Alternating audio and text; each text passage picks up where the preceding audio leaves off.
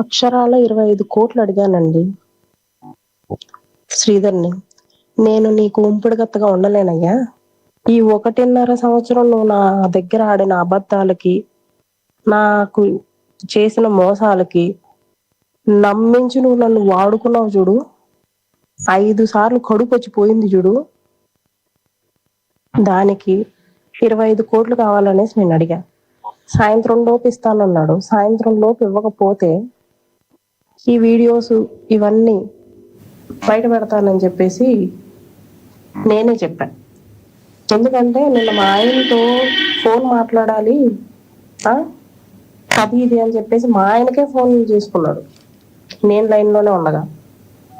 ఆయన అన్నాడు, నాకు విడాకులు ఇవ్వడానికి ఎటువంటి ప్రాబ్లం లేదు, నాకు ఎట్లాంటి ప్రాబ్లం లేదు, డివోర్స్ ఇచ్చేస్తాను నేను, మీరు చేసుకునేది మీరు చేసుకోండి అనేసి అన్నాడు. అయినా కూడా ఈరోజు పొద్దున్న మా అమ్మ నాన్న ఒప్పుకోరు, నువ్వు నాకు సీక్రెట్గా ఉంటావా అనేసి అడిగాడు. నేను అందుకు కాదయ్యా ఇచ్చింది, నేను నీకు అందుకు కాదు, నీతో ఉంది, నువ్వు పెళ్ళి అన్నావు, నేనే అడిగాను పెళ్లి చేసుకోమని, నువ్వు ఓకే అన్నావు, అందుకున్నాను నీతో, ఇది ఒక ప్రాపర్ రిలేషన్షిప్, రెండో పెళ్ళి అయినా సరే ప్రాపర్ రిలేషన్షిప్ అనేసి నేను అనుకున్నాను, నువ్వు నాకు బాగానే చేసావు, పైగా మేడం సార్ దగ్గర అతీత మాటలన్నీ మాట్లాడావు కదా, ముందు నేను మా అమ్మని మేడం దగ్గర తెచ్చి మాట్లాడుతాను అది ఇది అనేసి, ఆ పనులు ఏమి చేయకుండానే నీకు తెలుసు ఆల్రెడీ మీ అమ్మ నాన్నలు ఒప్పుకోరనేసి, కానీ ఇంకా నన్ను దేనికి ఇంకా మభ్య పెట్టాలని చూశాడో నాకు తెలీదు. మొత్తానికైతే కుండబద్దలు కొట్టేశాడు. ఆ రికార్డింగ్ కూడా నైట్ నేను చేసుకున్నాను. ఉండాలి కదా, ముందు ఒకలాగా మాట్లాడి ఫోన్లో వాట్సాప్ కాల్స్లో మనకి రికార్డ్ అవ్వవు కదా, అందుకే నా కొడుకు ఫోన్లో చేసుకున్నాను. ఇలా ఉంపుడుగతిగా ఉండడానికి కాదండి నేను శ్రీధర్తో ఉండింది. కాబట్టి మీరు అతనితో మాట్లాడి ఏంటి విషయం అని చెప్పేసి నాకు చెప్తే, లేకపోతే నైట్ 11:10 కల్లా 25 కోట్లు అరేంజ్ చేస్తాను అనేసి నాతో అన్నాడు. లేని పక్షంలో నువ్వు ఇవన్నీ బయట పెట్టేసుకో అని కూడా మా ఆయన సాక్ష్యంగా కాల్లో లైన్లో ఉన్నప్పుడు చెప్పాడు. రైట్, ముందు 25 కోట్లు నేను అడిగానంది, ఆ తర్వాత ఆయన అరేంజ్ చేస్తాడని ఆయనే చెప్పాడని చెప్పింది. రకరకాలుగా ఇప్పుడు దీన్ని బట్టి మీకు ఏమర్థమవుతుంది? ఇదంతా కూడా ఒక మనీ కోసం అనుకోవాలా, ఎలా జరిగింది అనుకోవాలి, ఏమంటారు లక్ష్మణరావు గారు మీరు? లక్ష్మీనాథ్ గారు, ఇక్కడ అమ్మాయిని వాడుకున్నది వాస్తవమే కదా. అమ్మాయి 25 కోట్లు కాకపోతే 100 కోట్లు అడుగుతుందబ్బా. ఆవిడ డిమాండ్ అది. నిన్ను ఎవడు వెళ్ళమన్నాడు అమ్మాయి దగ్గరికి? అమ్మాయిని ఎవడు వాడుకోమన్నాడు? నీకు 25 కోట్లు అడిగింది, 100 కోట్లు అడిగిందని వాళ్ళ ఆ అమ్మాయి దగ్గర 500 వీడియోలు ఉన్నాయంట. 500 వీడియోలు అంటే 500 ఇంటూ 5 25 కోట్లు వేసింది. తప్పే ఉంది? రైట్, తప్పే ఉందండి. ఆవిడ చాలా క్యాల్కులేటెడ్ గా ఉంది. అంతేగాని మీరేమో నీకు నిజంగా అంత ఇదేనాడు, నిన్న ఎవరు ఆ అమ్మాయి దగ్గరికి వెళ్ళమన్నాడు? ఇదంతా బేరం కుదురుతుంది ఎవరు? తాతంశెట్టి నాగేంద్ర. తాతంశెట్టి నాగేంద్ర అనేవాడు జనసేన పార్టీ కార్యదర్శి, రాష్ట్ర కార్యదర్శి. వాడు వీళ్ళిద్దరి మధ్య బ్రోకరేజ్ నడిపాడు, వాళ్ళిద్దరి మధ్య పక్కలు వేసాడు, వాళ్ళిద్దరి మధ్య ఆ మధ్యవర్తిగా ఉంటే బేరసారాలు ఆడాడు. ఇవన్నీ మీరు చూసారా? ఇవన్నీ తాతంశెట్టి నాగేంద్ర పక్క ఇవన్నీ చూసారా? ఇలా మాట్లాడకూడదు లక్ష్మణరావు గారు. తప్పు. వాడు వీడు అనకూడదు. Phone call on the record వచ్చినాయి. ఓకే, మీ దగ్గర ఉంటే ప్లే చేయండి ఒకసారి. మీరు ఎడిట్ వినండి సార్ లక్ష్మణ్ గారు, మీరు ఎడిట్ చేసేసిన వీడియో కదా, మీరు ఎడిట్ చేసిన వీడియో కదా అది. మీరు ఆడియో ఏదైతే ఎడిట్ చేశారు కదా, ఆ ఆడియో ఎవరితో మాట్లాడుతున్నావుడా?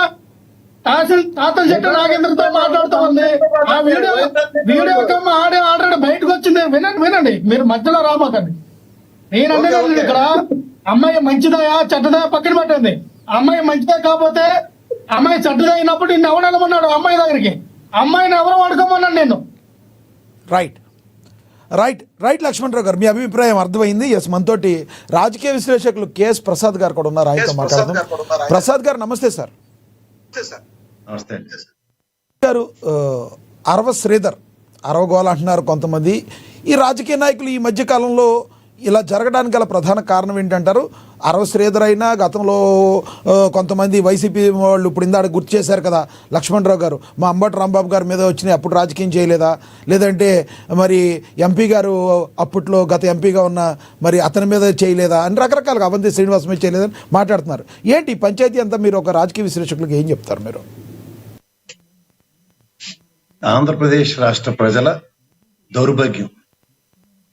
లాస్ట్ టైం ఏమో గోరంట్ల మాధవ్ దరిద్రం, ఈసారి ఏమో అరవ శ్రీధర్ దరిద్రం చూడవలసిన దౌర్భాగ్యం ఆంధ్రప్రదేశ్ ప్రజలకి, మీడియా మీలాటోళ్ళకి మాలాటోళ్ళకి పట్టి ఈ దౌర్భాగ్యానికి ఏం చేయాలో తెలియని పరిస్థితి. కానీ ఇందులో ఏవో అన్ని ట్రాప్లో తోటకూర ఇన్ని మాట్లాడుతున్నారు. కానీ తెలుగుదేశం వేసిన ట్రాప్లో జనసేన బ్రహ్మాండంగా పడిందని నేను గర్వంగా చెప్పగలను. ఎంత చక్కగా చంద్రబాబు నాయుడు గారికి సహాయ సహకారాలు అందించడానికి ఈ పవన్ కళ్యాణ్ గారు మొత్తం పార్టీని పణంగా పెట్టారంటే, ఈ లడ్డూ విషయం ఎప్పుడైతే మహాప్రసాదం దేవదేవుడిది బూమరంగై, అది సిబిఐ రిపోర్ట్ అనండి, కోర్టులో ఛార్జ్ షీట్ ఫైల్ వేసిన దగ్గర జంతువు కొవ్వు అన్నది కలవనది బూమరంగై ఖచ్చితంగా పవన్ కళ్యాణ్ గారికి చంద్రబాబు గారికి నెత్తికి చుట్టుకుని ప్రజా బాహుళ్యంలో క్షమాపణ చెప్పే పరిస్థితిలో దాని మీద ఎక్కడ చర్చ జరగనివి కూడా చాలా స్ట్రాటజికల్ గా ఈ దరిద్రాన్ని తీసుకొచ్చి నెత్తికి పెట్టారు. ఇందాక నేను నిన్న డిబేట్ లో కూడా లక్ష్మీకాంత్ గారితోనూ మా వంశీ గారితోనూ అందరితోనూ ఆర్గ్యుమెంట్స్ చేస్తూనే ఉన్నాను. ఆర్గ్యుమెంట్స్ కన్నా నేను ఒకే ఒక విషయం చెప్తాను. ఈ మా లక్ష్మణ్ లాగా మాట్లాడడం ప్రపంచంలో అవడం కాదు, కానీ కొంతమందికి విలువలు, విశ్వసనీయత, రేట్లు కట్టే అంత సామర్థ్యాలు మన ఎవరి దగ్గర లేవు. అలా కుదరదు కూడా, మాట్లాడడం కూడా తప్పు. ఇవాళ మనకి సుప్రీంకోర్టు అది చాలా బాగా చెప్పాడు లక్ష్మణ్ కూడా. ఎందుకంటే సుప్రీంకోర్టు మ్యారిటల్ లైఫ్ లో ఉన్న వాళ్ళు కూడా లివింగ్ రిలేషన్షిప్ కి అండ్ ఇఫ్ దే ఆర్ సమ్మతం అన్నప్పుడు ఏదైనా చేసినా ఇట్ ఈస్ నాట్ శిక్షార్హం కాదు. ఈ సర్కమాస్టెన్సెస్ లో ఇక్కడ ఉన్నది ఏంటంటే రెండు సీరియస్ డెవలప్మెంట్స్ ఉన్నాయి దాంట్లో. అతను ఆవిడతో సన్నిహితంగా ఎన్నో సార్లు ఉండొచ్చు, కానీ ఒక 2 ప్రస్థానాల్లో తన ఇష్టం లేకుండా తన మీద జుగుత్సాకరంగా అతను ప్రవర్తించిన తీరు ఆక్షేపణీయం. రెండోది అబార్ట్ చేయడం అన్నది దాన్ని ఏమంటారంటే భ్రూణ హత్యలు అంటారు. భ్రూణ హత్య చేయడం మహా అపరాధం, శిక్షార్హం. భారత శిక్షణా స్మృతి ప్రకారం ఖచ్చితంగా వాళ్ళని ఎవరిని స్పేర్ చేయరు. ఆ అమ్మాయి కానీ, అలాగే దాన్ని ప్రేరేపించిన ఆ వ్యక్తి కానీ, అలాగే ఆ చేసిన డాక్టర్ కానీ, ఇది ఖచ్చితంగా క్రిమినల్ ఆఫెన్స్ కింద కేసు కట్టి తీరాలి. ఇంతకన్నా ముఖ్యంగా ఏంటంటే, నిన్న వంశీ గారు మాకు డిబేట్ లో చాలా మంచి ఐ ఓపెనింగ్ కాన్సెప్ట్ ఒకటి చెప్పారు. మహిళా కమిషన్ ప్రతిస్పందించింది దీని మీద, మహిళా కమిషన్ తీసుకుని దీని మీద చర్చిస్తుంది. Yes, it's real concern of a state. ఆ మహిళా కమిషన్ ఆ విధంగా చర్య తీసుకోవడం ఆహ్వానించదగ్గ పరిణామం. కానీ దీనికి ప్యారల్ గా అనితమ్మ గారు కూడా ఓ 0 ఎఫ్ఐఆర్ ఎక్కడో దగ్గర కట్టి ఫస్ట్ అరవ శ్రీధర్ గారిని అరెస్ట్ చేసి తర్వాత బెయిల్ ఇవ్వడమో